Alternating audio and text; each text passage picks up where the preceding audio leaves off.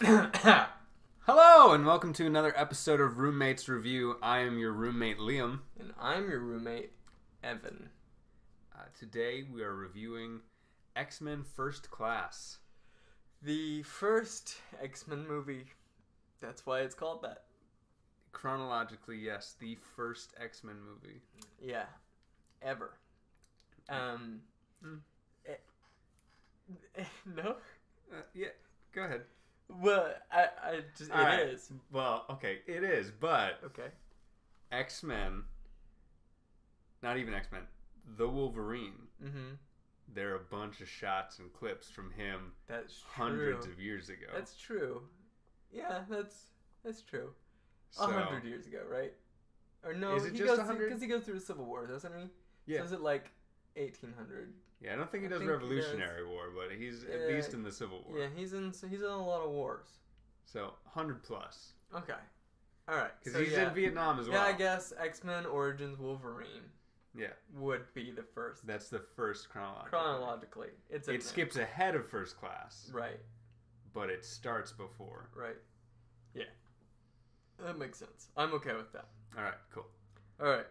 First Class. It was better than I remembered it being. Really? Yeah. But I was looking at more than just like the overall plot and specific characters. I was looking for how it was as a film altogether. Mostly, I just really like Michael Fassbender. Yeah. He's really, really good in it. I think it's worse than I remember. Yeah? So, yeah. But that was the thing about it when we were going into it, is that I didn't remember much about the movie. It came out in 2011, 2012, something like that. And there was just a lot of it I did not remember from 6 years ago. And stuff I didn't like, I remembered. And Right. I still didn't like it. For example? The whole beach scene at the end of the movie and Professor X getting shot by that girl, and Magneto's the one who did it. They try to make you suddenly feel it out of nowhere. I don't know. Mm-hmm. I don't know. It's weird. It was you. Yeah. You did it. You did it. You're evil. Yeah, Magneto just like snap from. Yeah. I don't know. It just they kind of cram everything at the end. At no point in the movie do I feel like Magneto's a bad guy. The people he kills, they're all Nazis. Yeah, he kills a lot of Nazis. He kills a bunch of Nazis. Does he kill anyone who isn't a Nazi? Well, is he killing? He's not really killing those guards. He messes them up with some barbed wire, but yeah, they're still commies. They're dirty Reds. Yeah, you know. So he doesn't. I'm pretty sure he just kills Nazis. Yeah, and then he just. Yeah, he murders Shaw. He murders Shaw and then becomes him. Yeah. Yeah, Shaw was just Magneto. Yeah, Shaw's whole thing was that he was Magneto. And I don't know why they thought that they needed that to make... Because what they were trying to do was make Magneto empathetic. Mm-hmm. That was the whole thing, if you understand where he's coming from. Right? But I don't see why they had to have someone who was incredibly evil, even more evil than him. And then he's just like, now I'm that guy. The end. Okay. Yeah, it was pretty weak. Yeah, it's just Magneto should be his own thing. It shouldn't have been another mutant doing the Magneto thing, and then he becomes the next Magneto, because that's what it is. He becomes the exact guy. Yeah, he's not special. And he had the helmet and everything, and he recruits all of Shaw's old people. Right. And they just follow him like, oh yeah, okay, that makes sense. Yeah, you're the new Shaw, basically. Yeah. I don't know why they decided to undermine Magneto's character in that way. Mm-hmm. It's supposed to be that, Magneto's like a really old mutant, and, he's had this idea for a while. And, and he forms the Brotherhood. And I think I like the idea before, like, probably the last scene in the movie is the worst. The last whole action. The final act is generally the worst in superhero films. Yeah, it's true. It happens a lot. I don't know why they do that, but yeah. It gets... Yeah, they start to just cram everything together.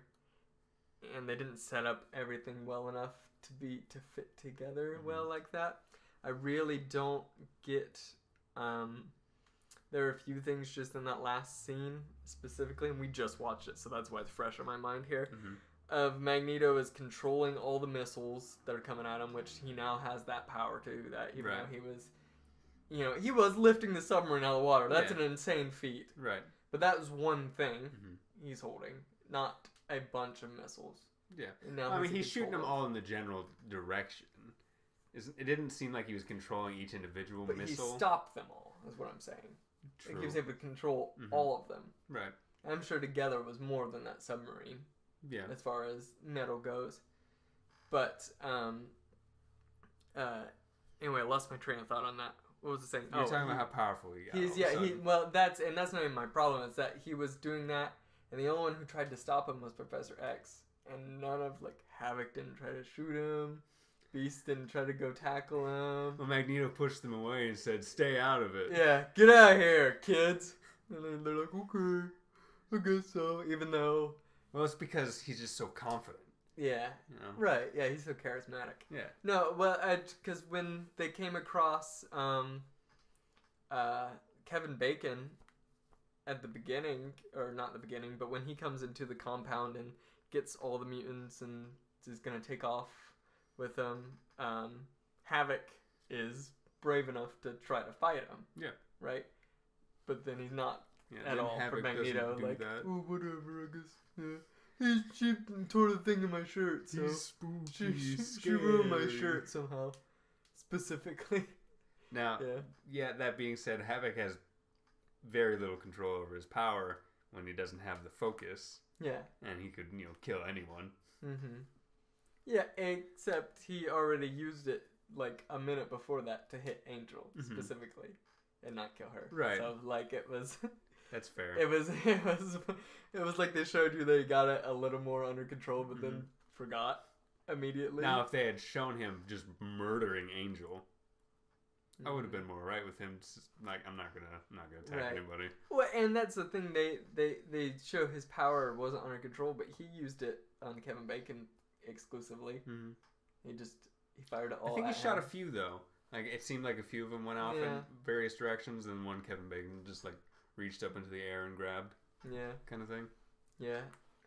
And his whole power of, can absorb. Yeah, his power was vague.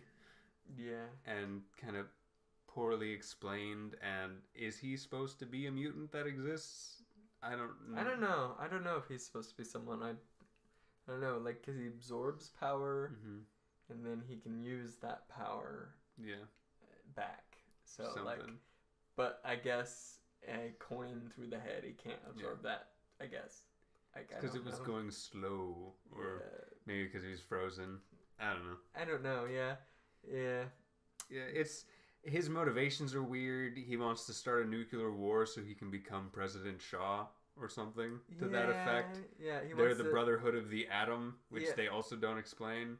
Yeah, his whole idea is that he wants to weed out all the humans. Mm-hmm. So it's just mutants and he wants to be in control of them. So he's going to firebomb DC. Yeah. And then become Lord of the Mutants because they'll all worship him because he blew up DC. Yeah. Is what I got from that. Yeah. From when we read Emma Frost's mind. Mm-hmm. And speaking of Emma Frost, she was also bad. She was bad. Emma Frost is a pretty prolific, originally bad guy, later good guy in the comics, and she's just kind of a ditzy hoe.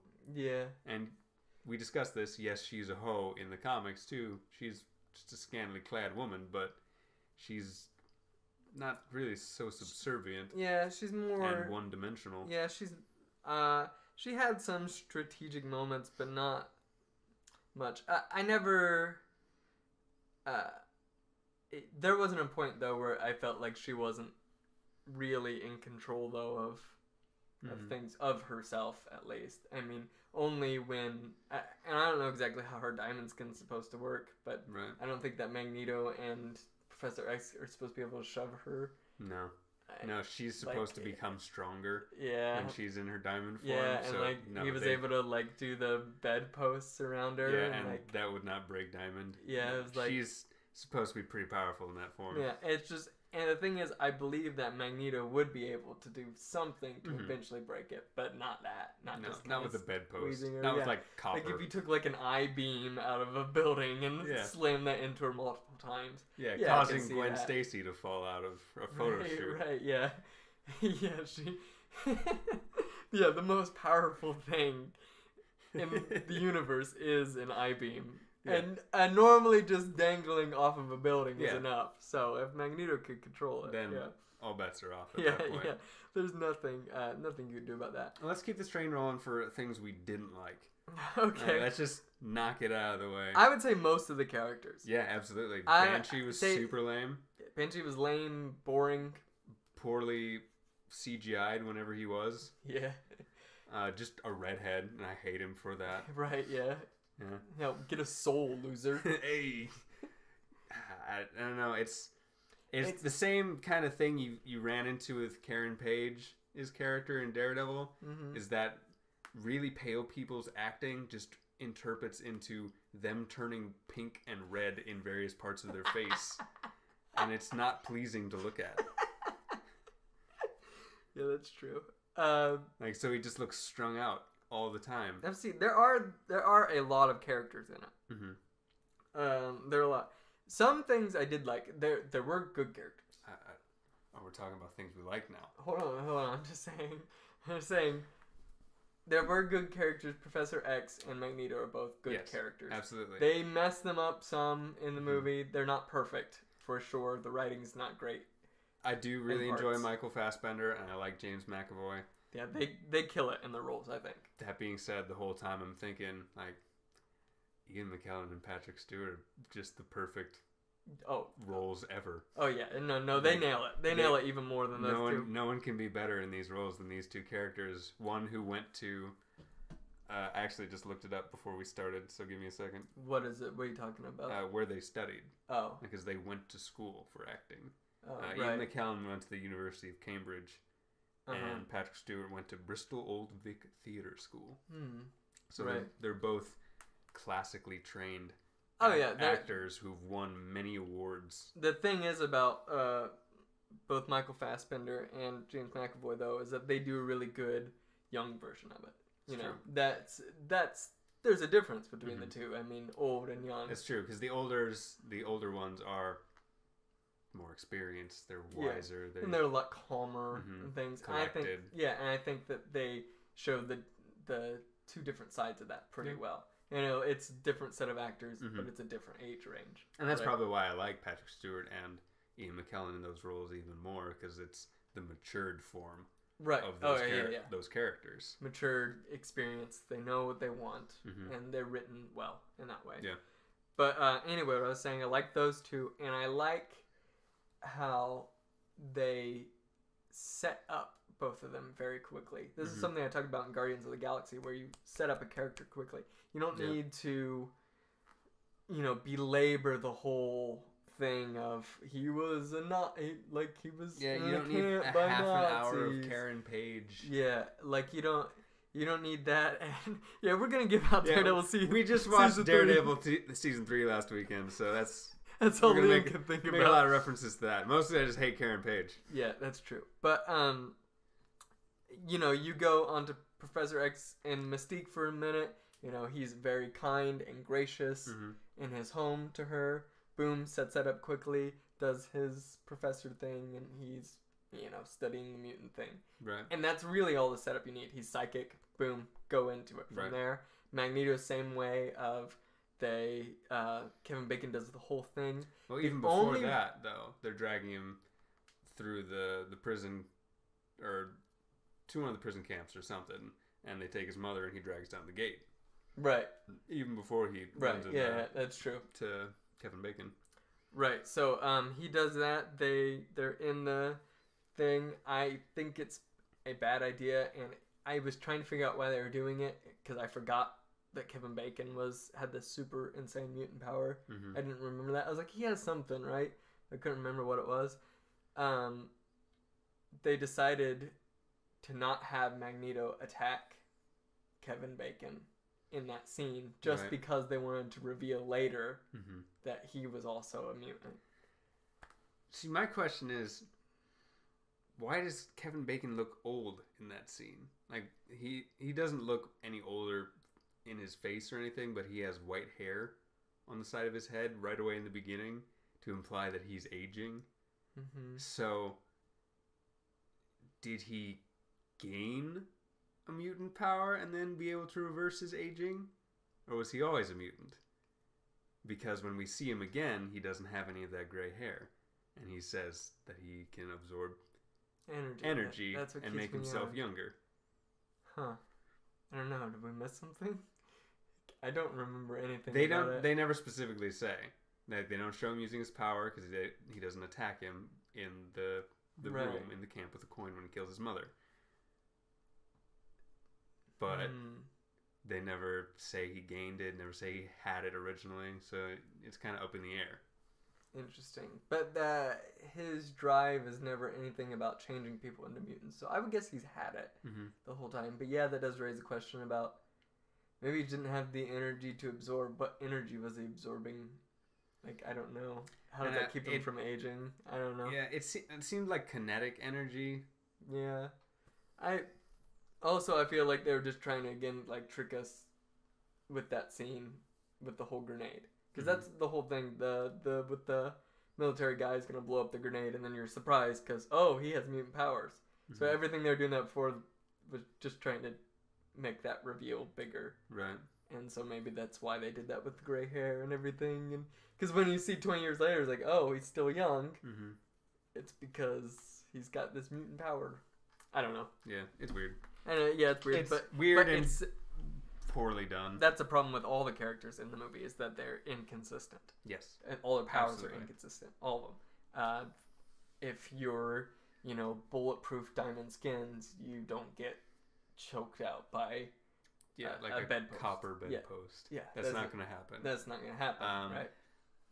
Evan brought this up. There were many, many points in the film where Patrick Stewart that Patrick Stewart should have been in.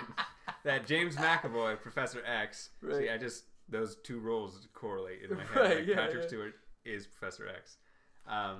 That Professor X could have just reached into somebody's mind and stopped something bad from happening. Oh, easily. All the time. He just doesn't do it. Because they show how incredibly powerful he is. And it's not like he has some sort of moral quandary about getting into people's minds, because he does it for everybody constantly. Yeah. He's kind of a chode about it. Yeah, he really is. He just, gets into people's minds and says it out loud. There's a difference even between, one, you shouldn't just go into people's minds. Mm-hmm. Two, you shouldn't then just blabber whatever. Yeah. Like the first time he meets Beast, he's like, hey, you're a mutant. Yeah. You didn't know this? Oh, darn. Oh, oops. Man. If I would have looked into your mind and known you didn't know it. Oh, well. Okay. There's that, again, in the final act, when he's able to control the guy to shoot the missile to destroy the ship that's going to cross the line, that's going to go. And they say if it crosses, then this is going to start the war. That's the whole thing. So that's the whole setup is if this boat crosses, and Azazel, the teleporting guy who's basically a Nightcrawler, which... he's just a Nightcrawler. And he is on that ship, and he killed everyone there. Mm-hmm. And so why didn't Professor X just get in Azazel's mind and have him stop the ship? Yeah. Why didn't he get into the mind of the military man on the American side and tell him, no, we won't fire onto this ship? Mm-hmm. There were several solutions, because they've shown that he has an insane amount of control over his psychic powers. Yeah. They didn't put a limit on it, it felt like.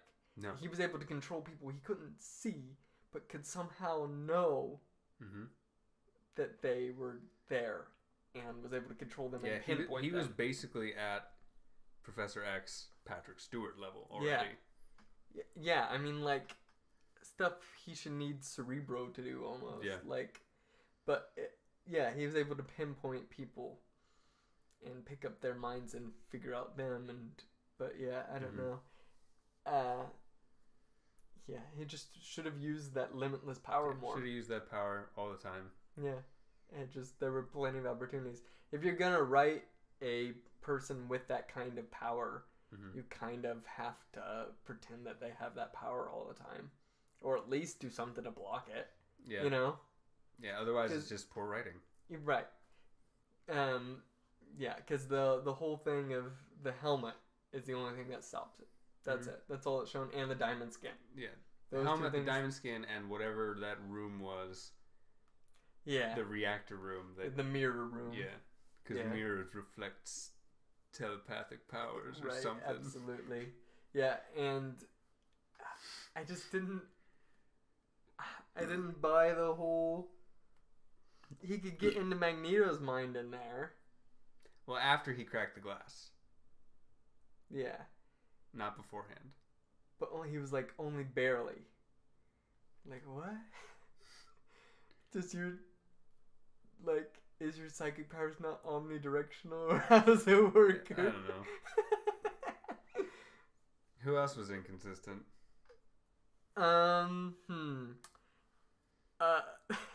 The character they killed off almost instantly. Oh, Darwin? Darwin?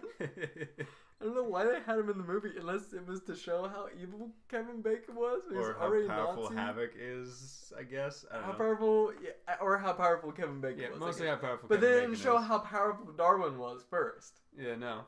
There's like, he can breathe underwater. Whoa. And he can get a carapace. Whoa. He can get punched. Yeah. They can punch him. And then, yeah. Yeah, but when he's dying from the inside, they show like he can really, really adapt because he turns into some kind of metal substance, and then he turns into like a volcanic thing, and he's doing all these things to try and counteract the energy inside of him. Yeah, and he just doesn't, I guess. He just can't.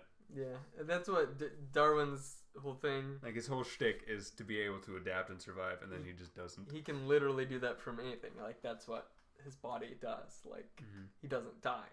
That's the whole point of him. So then to take that character and kill him for some reason, really didn't make any sense. Yeah, there was no point even having him in the film. He just showed up. I didn't like. He died. I didn't like how they started off Beast in a human form and then give him his horrible monkey form. He looks like he's from Planet of the Apes. Or Cats. Yeah, like it was really bad. It like, just doesn't look horrible. Like terrible. Like the Kelsey Grammer Beast from like 2001 looked better than that. Yeah. Kelsey Grammer? Yeah, wasn't Kelsey Grammer Beast in the original X-Men series? Huh. I'm pretty sure. That's why I kept making. It's been a while since. That's why I kept making Kelsey Grammer jokes. Yeah, I know you kept and no one was laughing. Yeah, I know. Yeah, Kelsey Grammer was Beast in the original 3 X-Men movies. Okay, I don't know. See, that's why those jokes were funny, Evan. Oh no, yeah. They were funny. Yeah, no. Well, you kept saying looking. You kept mentioning Kelsey Grammer. I thought you were trying to say that guy looked like him. Like, no, he doesn't. No, Kelsey Grammer was Beast. Huh. Yeah, but he's just not. Like, he's too human-like. That's his problem. He's not like all. Yeah. Wide and beast-like. Yeah, it just doesn't look good. Yeah, he's just a man, a blue man. Yeah, and then this is a spoiler for you even. They reverse his beasthood in like one of the next movies, and he's just the guy again. Oh no. Yeah, I don't know why they did that. I think it's a terrible thing. His whole wanting to get the DNA thing to change himself, and oh no, I messed it up. Yeah, guess I should have tested it on something first. They only wrote that in so they could have Mystique be like, I'm perfect the way I am. Even though I was struggling with my gay and proud. I mean, mutant and proud. Yeah, that's what I like. Professor X originally is like, yeah, you're perfect the way you are. And she's like, no, I'm not. And then Magneto's like, you're perfect the way you are. I'm like, yeah, I am. It's like, okay. Yeah, I don't like Jennifer Lawrence. No, she wasn't too bad in this movie. Yeah, she's not as insufferable as she is in the next two. She gets too much star power in the next movie, at least. And so they just completely decide that she's I don't think her Mystique costume's very good either. No. Like, The I don't torso, like the the hair. torso and everything look okay, but yeah, the head just looks bad. Yeah. I think. I think it'd be hard to do, but yeah. Yeah.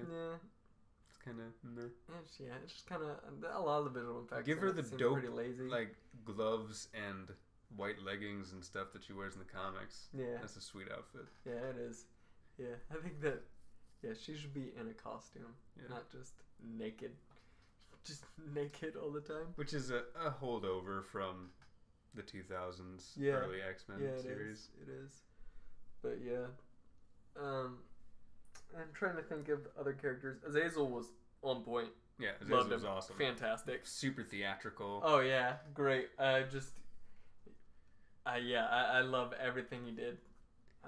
Well, very I cool. love Nightcrawler. I think he's one of the coolest X-Men. Mm-hmm. And so Azazel is just Nightcrawler's dad, so he's just Nightcrawler. Yeah. So seeing Azazel's like, all right, this is awesome. Yeah, it's great. It's just having Nightcrawler in the movie is what it is, and Yeah. it's amazing. It's Nightcrawler is a bad guy.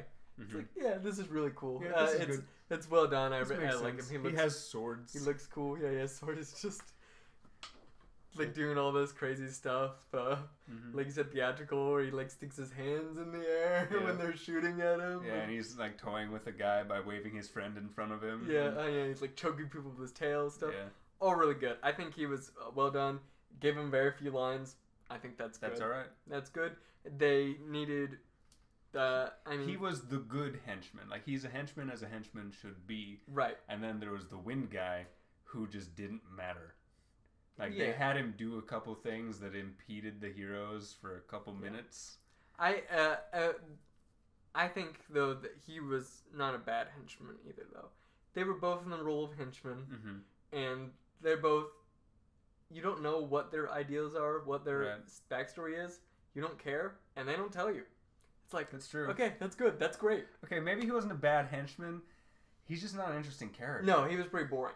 He's very strong, clearly, Uh-huh. and they used his strengths. But he's just a guy, Yeah. apparently. So He's it's just kind of a boring, windy dude. yeah, and I think that's okay. I think that's with fine. an ambiguous ethnicity. I'd rather have him than someone like on the good side, Banshee, who would be comparable, All right. who barely does anything. But Or Angel. Angel, oh, Angel was super bad. that was terrible. She's like, I'm a stripper now. I'm with you guys, mutants. And then Kevin Bacon shows up. She's like, we all gotta adapt or whatever. Yeah. Like, I'm bad now. I'm bad now. Yeah, there are only two people of color in the X-Men, and then one of them leaves with Kevin Bacon, the other one explodes. Yeah. So, we're going to have a field day with Is It Racist later. It's gonna be great. Yeah. Let's see. Havoc was cool. Havoc was awesome. Yeah. And minimal role, but that's okay. Oh, yeah, that's fine. He wasn't one of the That's main fine. characters. That's the thing. They should have focused on Professor X and Magneto, and most of the time they did. Yeah. They focused too much on Mystique, but, whatever. Mm-hmm. They wanted her as the main character, so... Yeah. I understand it, at least. But, yeah, they focused on the right characters most of the time, I would say. It's Yeah, 'cause pretty... Havoc's cool. He has a pretty really positive. cool power. It's super, super strong. He's Scott's brother. Yeah. It's Scott, right? Mm-hmm. Yeah. Yeah. Because Alex is his name. Right. Alex Summers, Scott Summers. There's someone we're forgetting. Is there? I don't think so. I think we got them all. Yeah. Also, Angel's thing, like, she's clearly not Angel from the comic books. She's Mm-hmm. just weird. Yeah, she's just stripper angel. Yeah. She's like, and she could breathe fire. Yeah, some That kind of she- acid fire Yeah, thing. she's either one, a winged Riptor from Killer Instinct, Yep. or two, she is Yoshi's final smash in Smash Brothers. Huh. You're not wrong. She's mostly that one. She's mostly the I'm going to second go one. with the second one because I'm Yeah, not all that she's- familiar with Killer Instinct. Yeah, so she's basically She's a just- Yoshi. Just Yoshi. Yeah, that's her thing. I don't get it. Stripper Yoshi. Don't look that up. But it's out there. It's out there. Believe it or not. For some reason, Yoshi over the years has gotten more human-like in some of his features. I don't like that. His hands, he has normal human hands, and it's really, Yeah, really he has normal weird. human hands. His shell has moved. Yeah. I liked it better when he was like Super Mario Yoshi. Oh, yeah. When he was like a mount Yeah, definitely. instead of like an anthropomorphic thing. Yeah. Creature. He's terrifying. Yeah, it's the stuff of nightmares. He truly is. Yeah, it truly is. Speaking of anthropomorphic things, how would the X-Men team or the Brotherhood of Mutants team, how would they fare against the Teenage Mutant Ninja Turtles? Okay. Because here's the thing. Which X-Men team? Wait, hold on a This second. X-Men team? Hold on a second. Alright. Are the new Teenage Mutant Ninja Turtles, how are they allowed to use the word mutant? Is it only, are they Fox? Because does Fox only have mutant in regards to Marvel characters? How does that work? How do you own the word mutant? Who did the most recent TMNT films? Because back in the 90s, it was New Line Cinema. The live Michael Bay, so who? It was Michael Bay. So whoever did Transformers. Maybe. I don't know. I don't think it's New Line Cinema anymore. I don't know who it is. Who did it? I'm not sure. But anyway, they're mutants. So are they... do you think that Professor X would allow them into their school? Because they're not human. But they're not human. They're not human. They're not human, so it's not a human genetic mutation that occurred naturally. It's not, but they're, intelligent. They are. One of them's even, like, super intelligent. That's true. Who do you think is more intelligent? Beast or Donatello? Or Donnie? Keep in mind, Donatello's only a teenager. Right. So he can keep going. Yeah. Because that's how it works. I'm going to go with Donnie. You think he's more intelligent? I just think Donnie's cooler because he has a bow staff. Think he's cooler than Beast? Beast is really cool. Beast is really cool. See, I've got a bad taste in my mouth because of the Beast we just watched. Right, no, but Beast, think of Beast. Beast in general, awesome. Beast is really super cool. I love Beast. He's witty, he's funny, he's just if you play the old Super Nintendo X-Men games, he can hang onto the ceiling and punch people from there. Oh, yeah. And it's awesome. Yeah, he's incredibly strong, but that's not where his strength is in the team because everyone in the X-Men's really powerful. So yeah, he's just a genius too. Yeah. Oh man, Beast is really good. So anyway, but Donnie has a stick and he's a ninja. That's true. That's true. Now I think as far as fighting, they'd be on par with one another. I agree. So that's why you just really got to go. So you got to watch him play chess. Ooh, who would win a game of chess? Yeah. Beast or Donatello? I don't know how good. See, this would be good for your podcast that you listen to. Here's the thing. At least Donatello probably doesn't have that much practice on chess. Like who would he play against? That's true. But Beast would have he's not gonna play against Mikey. Mikey's not into that kind of thing. No, he's not. Raph would think that's Absolutely dumb. Not. And Leonardo has better things to do. He would play it, but not to the extent. Right. He wouldn't be all that into it. Yeah, I think that maybe he plays against Splinter. I don't know. Would Splinter be into that? Would he play chess? If anything, if Splinter plays anything, I feel like it'd be chess. I don't know. I feel like he would play GoldenEye for the 64 if he played anything. Battletoads, more likely. Yeah. I think he would play against Leonardo, but Leonardo wouldn't be that great of a challenge. He would beat him, but I think Leonardo would play. Yeah. I could also see Raph playing too and getting mad and flipping the board. Right. I feel like Raph would play once. Yeah. But I think it'd all play, but it wouldn't be much. But Beast, he has Professor X to play against. Right. He could. I'm sure there are other smart people that I can't think of. I don't know. Are there other super smart? I bet Colossus would play. I don't know. Yeah. Colossus always seemed nice. Yeah, I don't think he would be super smart. I don't think he's all that smart, but he'd play. All right, so it's shown that Emma Frost diamond skin. Mm-hmm. He's not very diamond, very easily breakable, right? Right. So whose skin is better, hers or Colossus's? Are we specifically talking first class iteration of Emma Frost? I don't know. Because I feel like diamond is going to be harder than whatever Colossus is. Yeah, it's an organic metal. Mm-hmm. Which I feel like that means that Magneto can't control it, I think. Right. I can't remember. Yeah, I don't think he'd be able to control Emma I can't Frost. remember. But he could control. I'm saying Colossus. Oh, he can't control Colossus? I think it has something to do with it being an organic metal. That it's not... They can't control it. I don't remember. Interesting. I don't remember. And it probably changes from comic to comic. Oh, absolutely. Yeah. I feel like neither of them would be able to really hurt the other. If anything, I feel like Colossus would be able to hurt Emma Frost. Yeah. Because she will become stronger in her diamond form, but Colossus is just naturally crazy he's strong. A beef boy. Yeah. So yeah, I think he'd win in a fight against those two. If they could hurt each other at all. Yeah. Yeah. I think that would be the way. But Emma would just invade his mind. Right, yeah. That's true. But that leads to the question then of, could Raphael beat either one of them in a fight? Absolutely. You think so? Yeah. You think Raph with his size? Because he's got size. Yeah. He just boom, stick it in. He'd find Go ninja, go ninja, go. He'd find a way. Yeah. He's like Batman. Yeah, Raphael is a lot like Batman. He's the Batman of the Ninja Turtles. Yeah. For sure. Yeah. Yeah, okay. So what about X-Men First Class? Oh, that movie? Yeah. There's some good parts. There's some bad parts. A lot more bad parts than good parts. Most of the good parts were Magneto. Yeah. And Michael Fassbender. Yeah, I think he nailed the performance. He's just so good.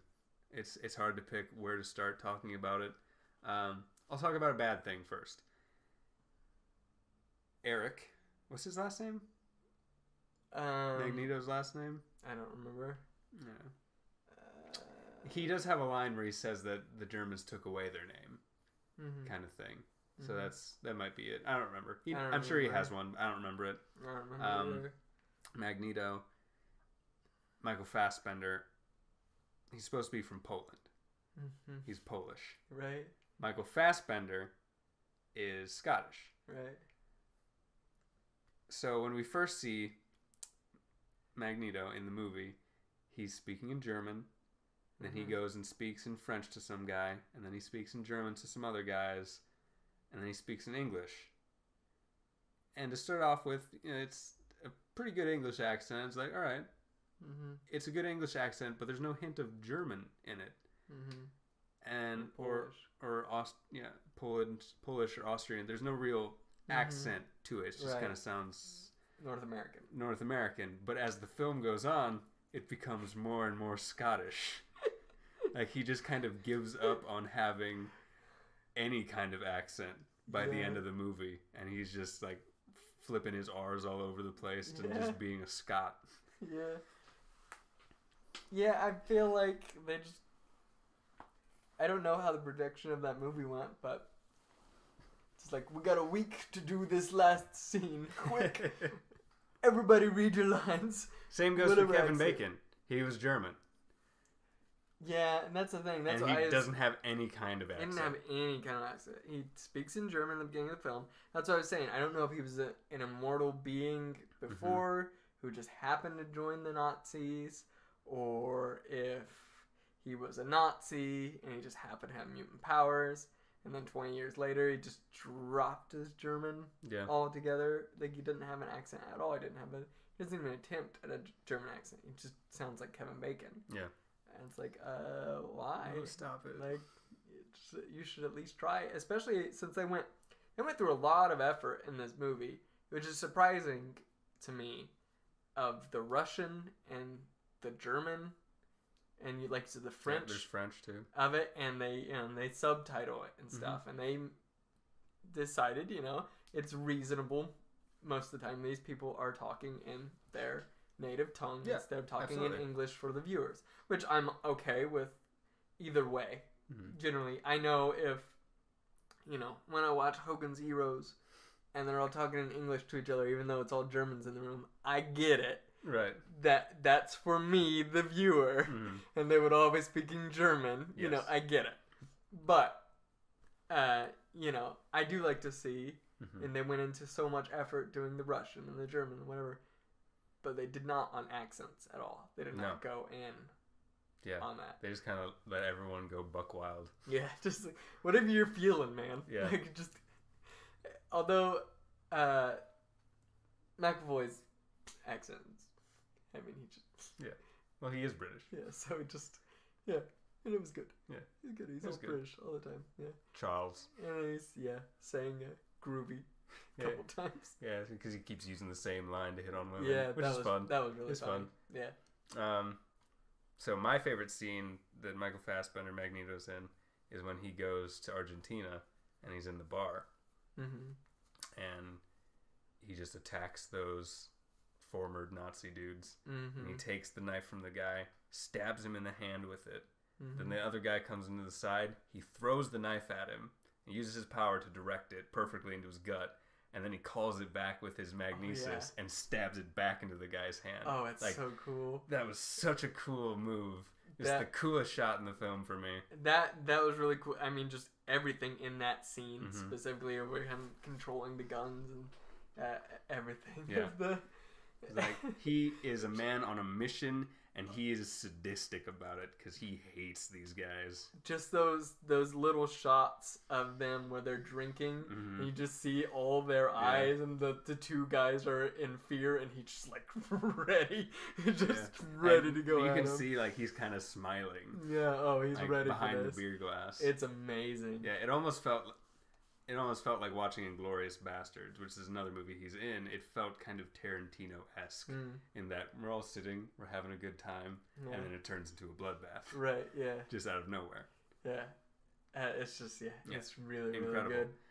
And then something that Evan and I both noticed, the cinematography, specifically the framing, whenever it came to a scene that Michael Fassbender was in, was just phenomenal. Yeah. It's just perfect. Yeah, that's what it was.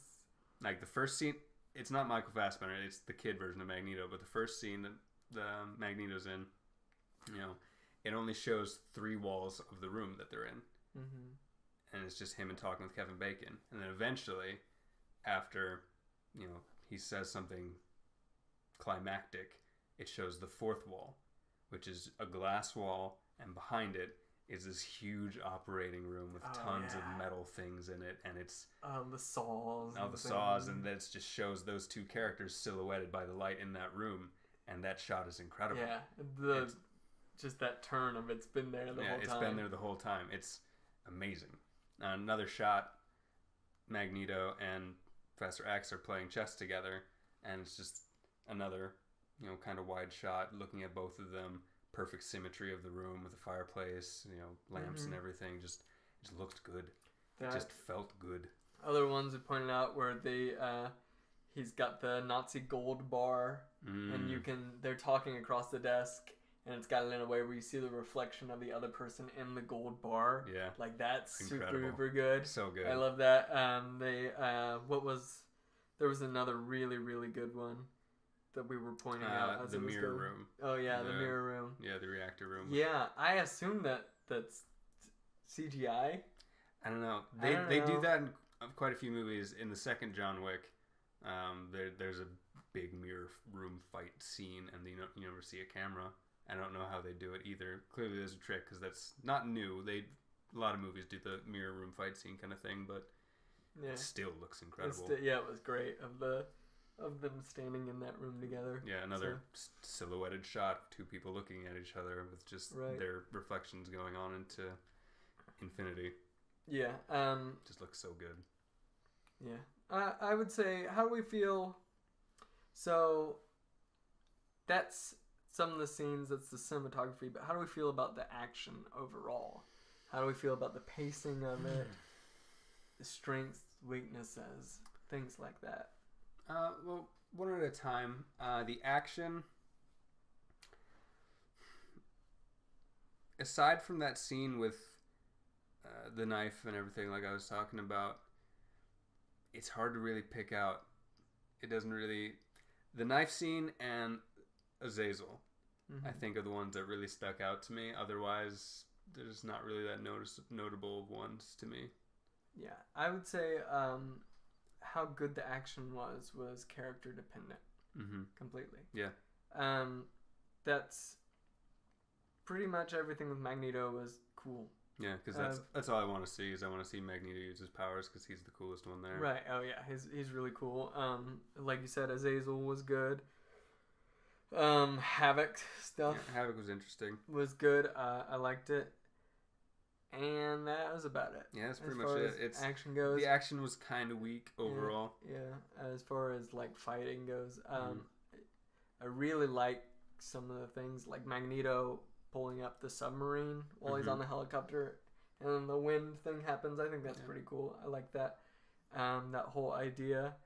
But again, the problem I have with Guardians of the Galaxy, and that's what I'm gonna keep focusing on. It's not being in the air. It's just, or like boat battles. Yeah. Are not interesting from a movie perspective, cinematography perspective. It's just not interesting. Yeah. The limitations are not good in that way. You know, sometimes limitations can, but that's not what you want to see. You know, and it's only good like when all the missiles come and then Magneto stops them. You know, like, but it's just, yeah, there's nothing thrilling about boats. No. Like, they're real slow, and unless you're doing like jet skis. Yeah, unless it's the unicycle boat. Which Indiana Jones is it? That they have the boat chase scene. It's the third one. Yeah, whichever one the Holy Grail is called. What's the name? Yeah, give me the name. No, that's what I want. I can't think of it. It's not the Ark of the Covenant. No, it's not Temple of Doom. No, The Last Crusade. Last Crusade. Yes. Indiana Jones, The Last Crusade. That's right. Yeah, I think the boat scene in that one's pretty good. I mean, aren't they on like some speedboats? Yeah, they're on some speedboats though. That's so different. It makes it more interesting. It's different than like little individual boats, and right, they're like cruising between two like freight carriers that are crushing people, and yeah, that's a little different. They're getting chopped up in propellers. But you're and not stuff. In You're not in a cockpit with someone. Okay, maybe there's different because I'm also thinking of examples of there are some good. In Pirates of the Caribbean, there are some good scenes on the water. Yeah. And I would say most of the fun of that comes from the boarding of other ships. Is really, really good. Yeah. There are some parts that are interesting, but I mean, of course, there's Davy Jones' ship, which comes out of the water. That's really, really cool. Yeah. It's awesome. Yeah. The second one isn't as good as the first, and we both know that. But it's really good. They cast the bad guys really well in those first two movies. Yeah, they did. Because Barbossa is phenomenal. You know, one of the best villains. You just like him. And Davy Jones, Bill Nighy, the guy who plays him, incredible actor. Amazing. I love him. His delivery is always fantastic and really eccentric, and it's just so fun to watch. Yeah. I really love both of those characters. I think the second one really just has some minor flaws with it, but it's a really, really good movie. Yeah. But anyway, like military boats, not as interesting. Not as interesting. So the action, pretty good at parts, mostly pretty boring. Yeah. What else did you bring up?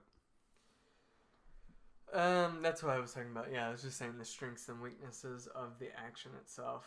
I don't know if we have anything else to cover as far as it goes. While we won't, we're trying to move away from just like actually going into detail about the plot. I would say that the plot seemed to be, what little plot there was, kind of all over the place. Yeah, it seemed to be Magneto's search for revenge. he happens to make some friends along the way, and they stop the Cuban Missile Crisis. I think it would have benefited them if they would have completely cut out Kevin Bacon's character from the whole story and focused more on the relationship between Professor X and Magneto. Yeah. Because they just add that tertiary, auxiliary kind of character in there that is literally just there for Magneto to grow. Mm-hmm. That's his whole point, and he has to die at the end of the film, because if he doesn't, then Magneto doesn't happen. Yeah, Magneto doesn't exist yet. So, like, they really should have just got rid of that whole thing. It should have been more of a struggle between Professor X and Magneto, and their different ideals, because that's what separates them. It's not just that Magneto's, the way they frame it in the movie and the way Professor X sees it is like, if you kill that guy, then it's all over. Like, you've gone down a road I can't follow. Yeah, it's like, I don't. Professor X, you yourself are not some sort of paragon. Yeah, like, you hop into people's minds all the time and like whatever, and stop their movement while they're drinking water. You're gonna do what you think is best for your people too. Right, absolutely. Like they're just. I mean, everyone who knows X-Men knows this. They're just the opposite sides of the same coin. Right. Yeah, and that's supposed to think, and they should have focused more on that. It wasn't this one thing that turned Magneto, and they're trying to be like, yeah, he's full of rage and he'll do what he wants, and kind of, but it seems he just gets too evil too fast suddenly. Yeah. And even then, it doesn't really feel like he commits to it. Yeah. Yeah. I think that they should have focused more on those two and their different ideas, because the whole thing is they both want to continue the mutant race. Mm-hmm. That's the whole thing. They have two different goals. Professor X is to integrate them with humans, and Magneto is to get rid of the humans. That's it. But they have the same goal, and it doesn't feel like that's established because Magneto's so hung up the whole time about killing Shaw that you miss out on his thing. But you get his rhetoric, you get his whole thing, because they made Shaw be the one who was like, we need to extinct humans. Mm-hmm. And so then Magneto, after he kills him, is like, guess I'll just be him. Yeah. Good idea. They just make out Magneto to be some schmuck with like Stockholm syndrome. Yeah. More or less. Yeah. Because he's, at the end of the movie, he's like, what you said wasn't wrong, but... Yeah. You indoctrinated me pretty good. Yeah. Now you're dead. Yeah, gotcha. But you killed my mom. That's what he said. Yeah. That's... You... yeah, he becomes Iron Man. So that's always upset him out. Yeah. Is that he killed his mom. And so that's why he became Magneto. Like, it's like, huh? No. Yeah, you'd really weaken the character doing that. They could have handled it a lot better. Taking out the foundation of him. So what other segments do we have to cover? All right. Well, we're to the Sorry, what were you gonna say? I was gonna say actual movie related, where we just continue to rant more about stupid stuff. But oh yeah, now we're getting to the important stuff. The Stan Lee cameo. Non-existent. There was no Stan Lee cameo. Is there a Stan Lee cameo in any X-Men movie?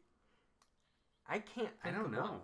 I cannot think of one. I hope there is, but I don't think so. I can't think of any. Like, I'm thinking about all the Wolverines. Right. Thinking about the first 3 X-Men. I don't think there is. I could be wrong.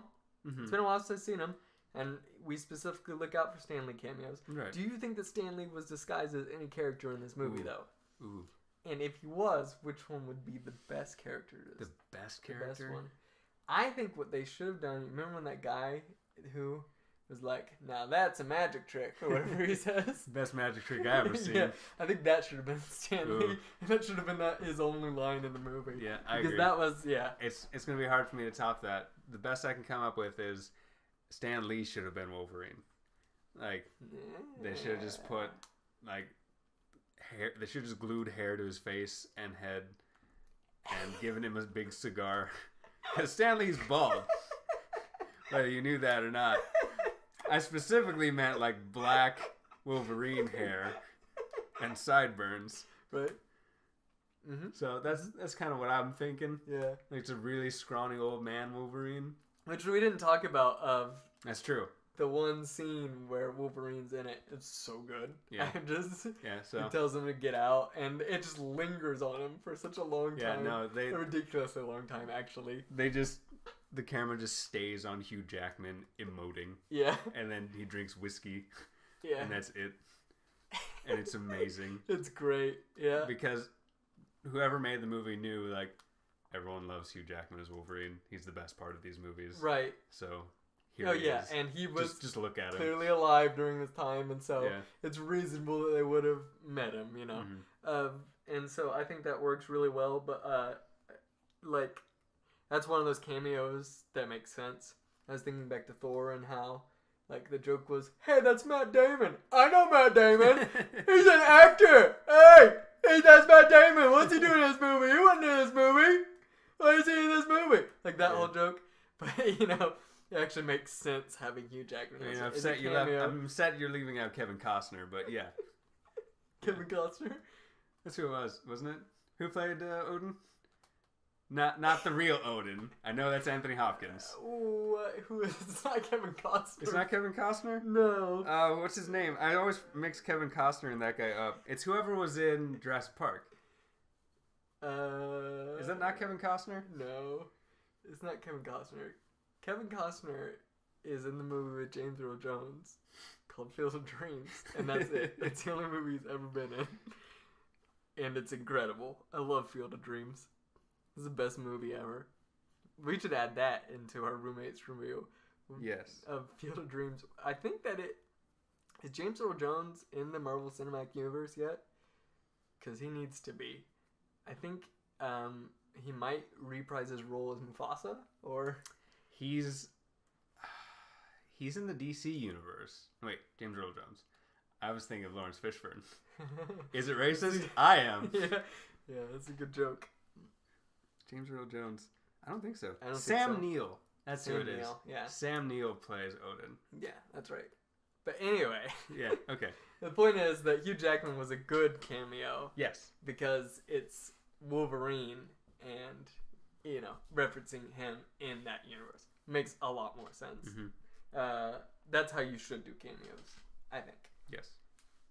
And, like, anytime, he's not cameo, but the couple times in Deadpool where Hugh Jackman is there. Yeah, like a magazine face. Yeah, and like on the box of cereal. Like, yeah, that's great. So, Stanley cameo. Yeah, non-existent. Hugh Jackman cameo. Wolverine cameo. Yeah. Existent. Yeah, it's probably the best Hugh Jackman cameo in all the Marvel movies, I would say. Yeah. I'd say we'll put that number one on that list. Yes, absolutely. Yeah, so we'll put Stanley cameo. It's going to be tied with Blade at the bottom there. For now. And a lot of X-Men movies are probably going to be tied for that last spot. I'm curious what the ratio is. Like, what percentage of movies, Marvel movies, Stanley's actually in compared to not. It'll be interesting to see. Yeah. All right, so... yes, then, is it racist? Is it racist? Well... Is X-Men First Class racist? We touched on it. Yes. Yes. Incredibly. Very, very racist. The Red Man, Azazel, he's a bad guy. He's a bad guy. The Wind Dude looks like he could be Native American. Yep, definitely. And he's a bad guy. He's a bad guy. The Black Girl, Angel, she becomes a bad guy. Yep. And they kill Darwin. Yep. There's only 2 white people on the bad guy team. Emma Frost. And she changes her skin. Yep. And Magneto. And he's Polish. So and Kevin Bacon. Well, I'm thinking at the end of the film. By the end of the film. Okay. Yeah. I'm thinking actually in the Brotherhood. Okay. In the Brotherhood of Mutants. Right. Yeah. Mystique is also blue skin. Yeah, she's blue. She's blue skin. Yeah, and they're all bad guys. Yeah. Now, Beast is blue. Beast is blue, but he's trying not to be blue. He's trying not to be blue. He's upset that he's blue. Yes. Which is racist. Which is very racist. So this movie is incredibly wasted. Incredibly racist. Don't ever watch it. Yeah, don't watch it because you'll be infected by the racist fumes the entire film that leak from the movie. Yeah, it'll be terrible. Something microaggressions. Okay, so a lot of characters in the film. Who do we need to replace with whom? Who's does we replaced with whomst? Well, I'm putting Kevin Costner in there just so I can be right about something. Okay, so Kevin as who? Kevin Bacon. Okay, so Kevin Costner. Kevin Costner as Kevin Bacon. I think they should just go ahead and make the thing that I was talking about and make Zach Braff play Professor X. I was expecting that. Because he is Dead Ringer with James McAvoy. Yep. I think you have them in there. But that's where do we go? Who replaces Magneto? Alan Tudyk. Who? Have you ever seen... What's that? Who played the Joker? In which movie? The good one. You mean Heath Ledger? Yes. What's the movie that he's in where he plays a knight? A Knight's Tale. Yes. The redhead dude from A Knight's Tale. That's Alan Tudyk. Oh, okay. Okay. Yeah, the guy All right. Gotcha. Yeah. Okay, yeah. So you want him to not play... not the guy who plays Vision, but Alan Tudyk. Right. No, wait. In A Knight's Tale, the guy who plays Vision is the one who's yelling all the time. Yeah. Alan... I don't know how you pronounce that. Tudyk, I'm pretty sure. He's the red-headed one, the smaller one who's kind of goofy. It's been a while since I've seen that movie, but I think I know who you're talking about. Okay, so he's going to play Magneto. Yes. Do you have a reason? I was just thinking about Alan Tudyk. Okay. All right. Right. Yeah. Okay. Okay, so those three. I think Mystique should be played by Hugo Weaving. Reprising his role from The Matrix.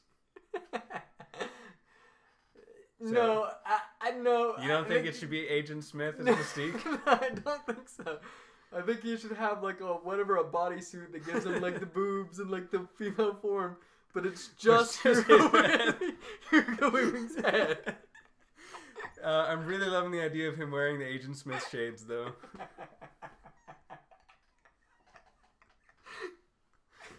Okay, I think, but either way, I think it should be him, you know. I like that. I'm cool with that. As long as he's not doing the, like, Mr. Anderson. It's the smell. Yeah, like, as long as he's just talking normal. Yeah. Right? I think, basically what I want is take the Red Skull, like, head and paint it blue. Is rather, like, I'd rather have that. Okay. Yeah. So, we'll do that. I'm cool with that. So that's, those are the four main characters in the movie, probably. Robin Williams plays Beast. Mm-hmm. For sure. It's a typecast because Robin Williams is super hairy. Yeah, and just... Get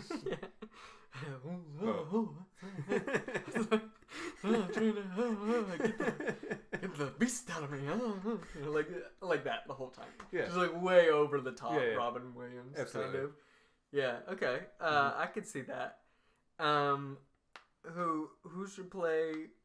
Who do we want to see as Darwin? Who do we want to see blow up? You know, are there any...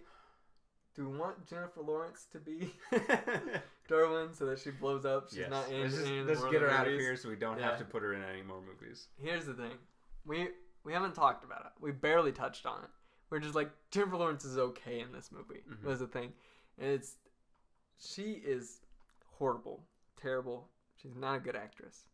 She's very bland. And Evan and I have discussed this multiple times outside of the podcast. Right. Yeah. She was good for her role in The Hunger Games. Yeah. Because whatever that character's name is, Katniss Everdeen, is supposed to be in every person, every girl. Yes, she's supposed to be a blank canvas, basically, because she's a young adult. You're supposed to project yourself onto them. Absolutely. That's the whole thing. Jennifer Lawrence playing that character is good because she's super bland and not all that interesting. Right, yeah. You can project yourself onto that. Yeah, she's blank canvas and not a great actress at all. So that's, I just want to get that out there. So we should talk about that. Yeah. Since she's a main character and it's something we don't enjoy. I usually don't enjoy her in movies. We took it fairly easy on her this time around. Next time for like Days of Future Past and Apocalypse, we're gonna rag on her because we don't think she's very good.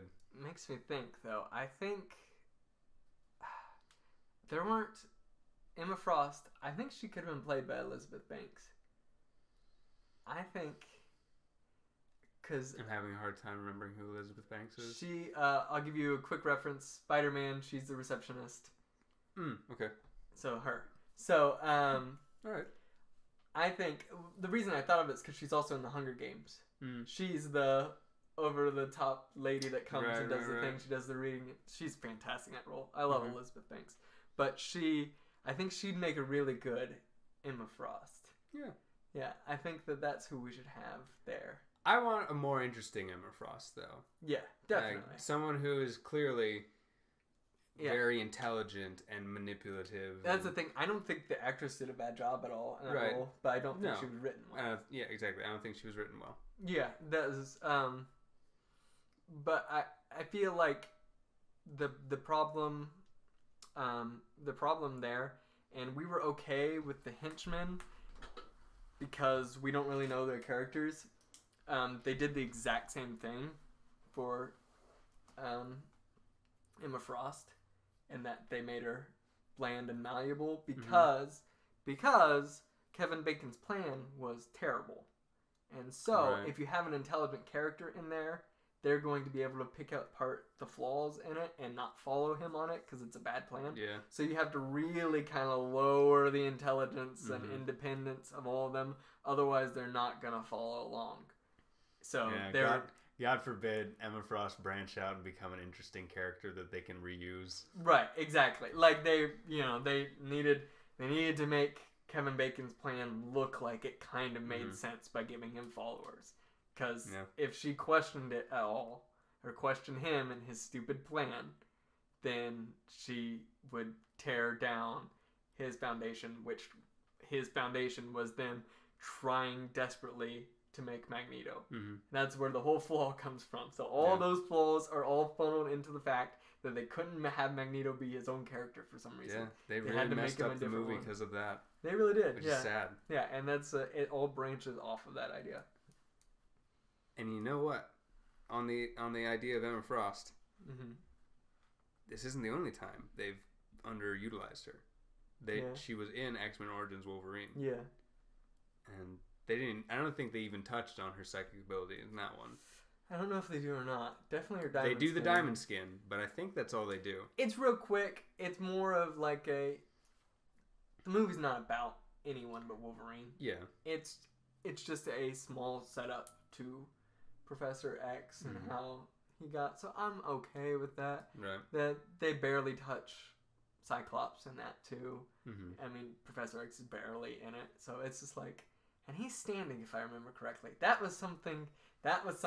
Yeah, he's like a CGI Patrick Stewart who's standing. Yeah, I forgot about that because I was thinking about like this is supposed to be because this movie is supposed to be a prequel to the first 3 X-Men movies. Yeah, they're supposed to exist, and they retcon it all in the second movie in Days of Future Past, which I'm actually fine with. I think that was a good idea, but it's supposed to be a prequel, right? If I'm remembering correctly. Yes, it is. And so, all right, do we want to dive into this? Because this is another movie we're going to talk about. I'm just going to say the point is... Okay, point is... Professor X paralyzed in this one. Why is old Professor X then standing That's true. in the X-Men movie? Yeah, and that's all I was going to say. As you pointed out while we were watching this, Professor X is paralyzed due to his power. Yeah, that's pretty clear in the comics. Yeah. Whenever he loses his power, he can stand up. So, and whenever he gets his powers back, he's always in the wheelchair. However that works, they explain it, but that's normally how it goes. They do a little with that in one of the coming movies, which Evan hasn't seen either of them. Correct? I've seen Days of Future Past. He does stand in Days of Future Past, doesn't he? Does he? I don't remember. For some reason, yes, he does. It is Days of Future Past. Yeah. So they do kind of touch on that. Yeah, I'll have to watch them again, but yeah, that's right. Well, all that being said, while we were reviewing it, did your score go up or down? I'll be honest, I wasn't really thinking of a score. I didn't know because it's been so long since I've seen it. I remembered it being good, Mm-hmm. Not fantastic. Not something I'd want to watch more than the original trilogy. I'm even including X-Men 3, which is widely hated by people. I really didn't remember a lot of the flaws, nor would I have been as critical last time I watched it, since it'd been such a long time. Yeah, so I would say as I was watching it, the score dropped, and as soon as it got to that final act, things just got worse and worse and worse, and this conversation has not made it any better. Yeah, the more we talk about it, the more mine's dropped. I have a feeling yours is going to be lower than mine. I really, really enjoyed the stuff that was good. There was a lot of good stuff. Specifically, again, Michael Fassbender and the framing and some of the cinematography. I would say pretty often when I'm thinking about a score, anything below like 50 is me like actively hating it and like really, really like it almost offends me with how bad it is. And this was a good movie, but it's not great. It's flawed. Yeah. It's not the most fun to watch. Right. So, yeah. See, the problem is Amazing Spider-Man, was it 1 or 2? It was 1, wasn't it? That we ranked way higher than we should have. I ranked it higher. That's just because I like Emma Stone a lot. Emma Stone's awesome. She did really good in that movie. Wherever we put that one is haunting me for every movie we review from now on. Because there's so many movies that I want to give a specific score, but I don't want to put it below Amazing Spider-Man.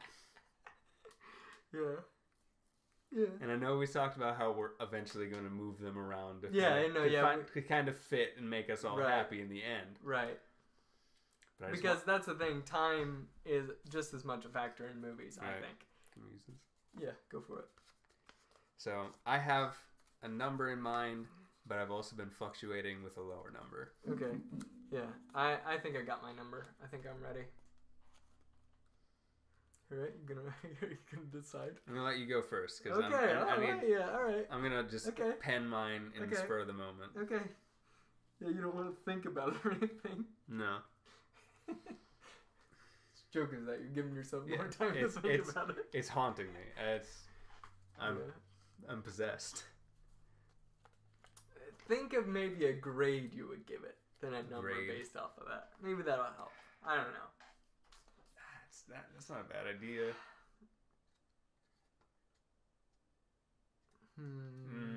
Is it though? I don't know. Because grades are like A is 90s, B is 80s, C is 70s. Write a number down. You're not my dad. Come on, Liam. This is a struggle for him. This is a struggle. This is real. All right, I picked one. All right. 3, 2, 1. Oh, so I gave it a much higher score. You gave it a higher score. I gave it 74. When I first was thinking about it, I was going to give it a 75.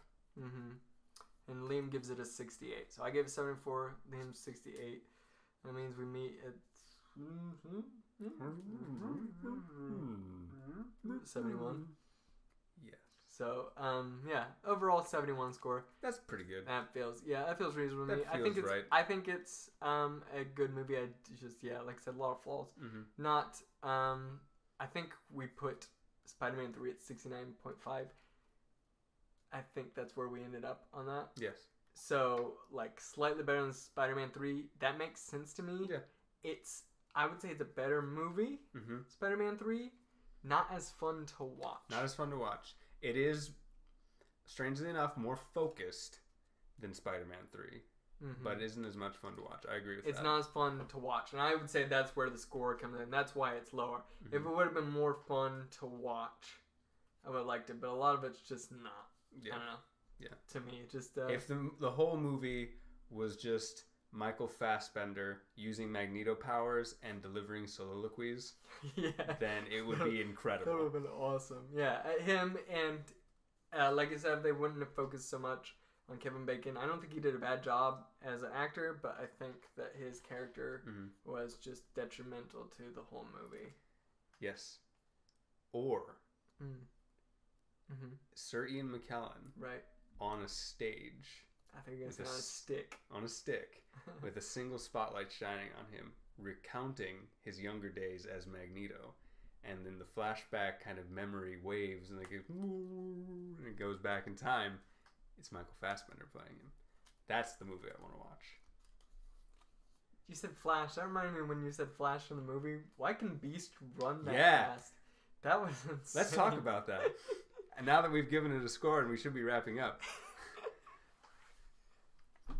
James McAvoy, Professor X.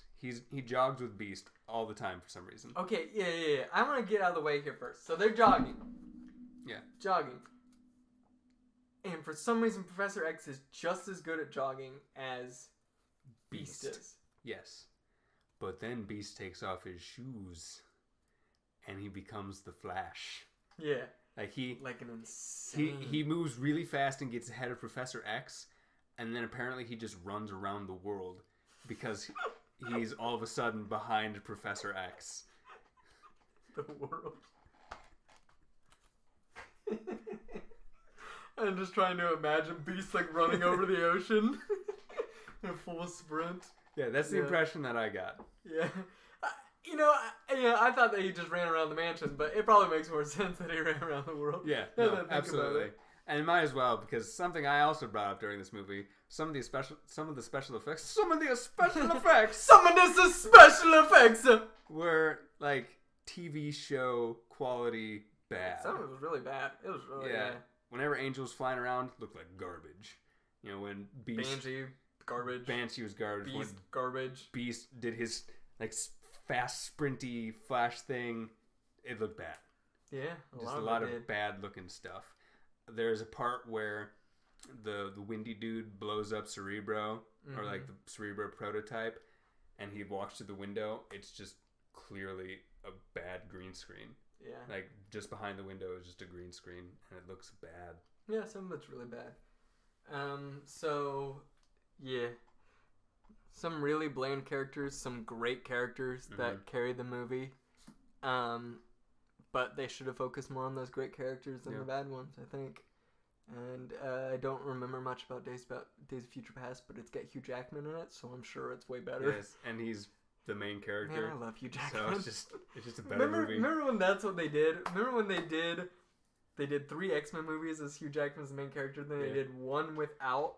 And they're like, well, this is a mistake. Yeah. Let's just make Hugh Jackman the main character. Well, they did 3 X-Men movies with Hugh Jackman as the main character. Then they did 2 Wolverine movies. Yeah. And then they did an X-Men movie without Hugh Jackman, like you said. And then they did Days of Future Past, where there was just Hugh Jackman again. And then they did Logan, another Hugh Jackman movie. And they did Apocalypse without Hugh Jackman. Right. Which is another pretty meh one.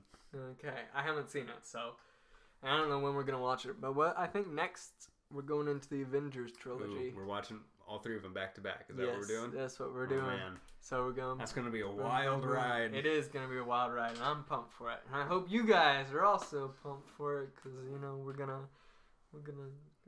make funny jokes talking about Stan Lee and racism.